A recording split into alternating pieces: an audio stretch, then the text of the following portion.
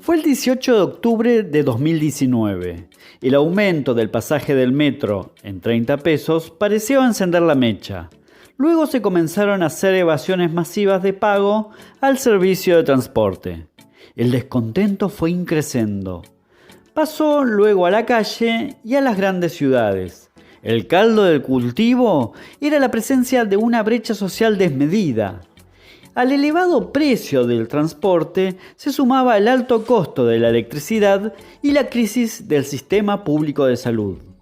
La pauperización de lo público se evidenciaba también en la falta de cuidado de las escuelas públicas, junto con la mayoría de la población endeudada con bajos sueldos. Al estallido social le siguió la represión de los carabineros.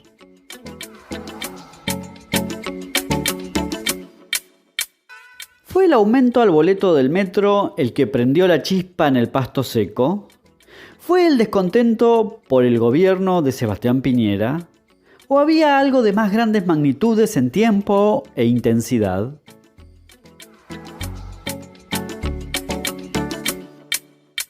Se dio una especie de arte de las protestas, en donde fachadas de hoteles, comercios y edificios públicos eran el gran lienzo del descontento.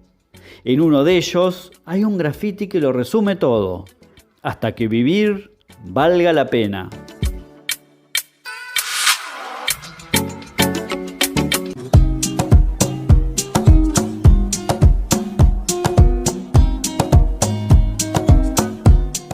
¿Cuándo nació el neoliberalismo?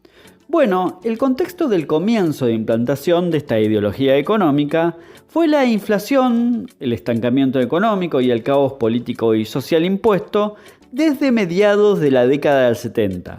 Se identifican a Milton Friedman y Friedrich von Hayek como parte de sus principales exponentes teóricos de la llamada Escuela de Chicago.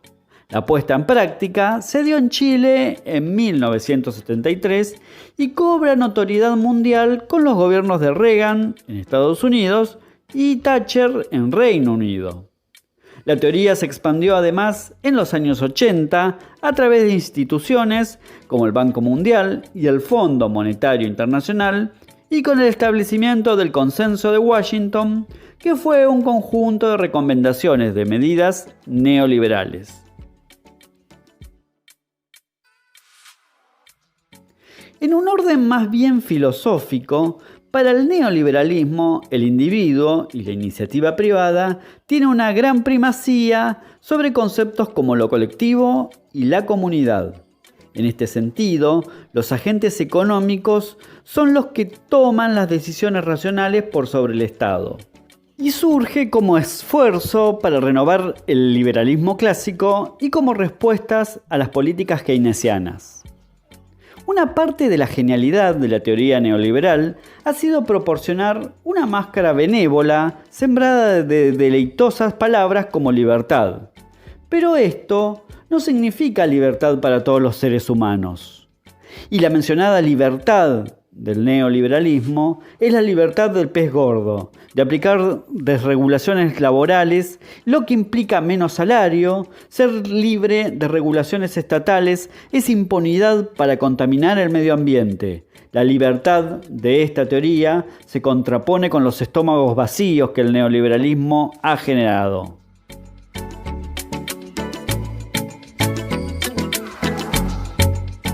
Entre los principales puntos de las políticas neoliberales se destacan limitación de la emisión monetaria, privatizaciones, esto es, traspaso a la esfera privada de lo que antes era público, de servicios de electricidad, comunicaciones, transporte, etc., incluso de salud y educación.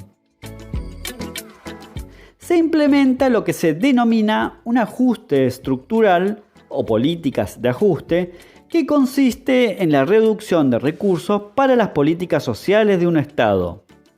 Se da también una desregulación del mercado y, consecuentemente, de precios. En este sentido, marca la preeminencia del mismo y limita el papel del Estado. El neoliberalismo tiene una clara preferencia por la acumulación del sector especulativo financiero por sobre el productivo.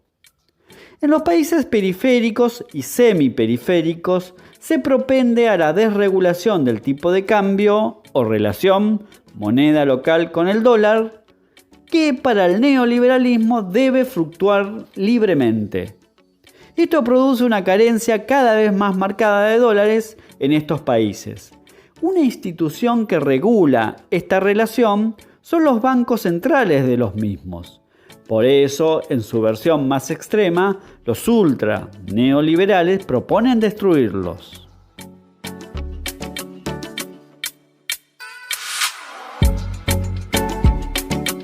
Con la competencia como axioma, se busca bajar impuestos a los grandes grupos empresarios. Y además, se da un ataque a formas colectivas de organización como sindicatos, cooperativas, etc. Todo concerniente para aplicar una flexibilización de mercados laborales. En consecuencia, el empleo informal se ha acrecentado en todo el planeta. También hay un efecto sobre lo cultural. Los altoparlantes neoliberales realzan la denominada meritocracia. Los ricos se convencen de que son ricos por méritos propios y que no tuvo que ver en este proceso ningún aporte colectivo educativo, por ejemplo. En tanto, los pobres se culpan de su propio fracaso. En los países periféricos y semiperiféricos implica políticas de no proteccionismo, o sea, entrada libre de productos extranjeros. Esto desemboca en cierres o achicamientos de empresas nacionales, por ende desempleo y pobreza.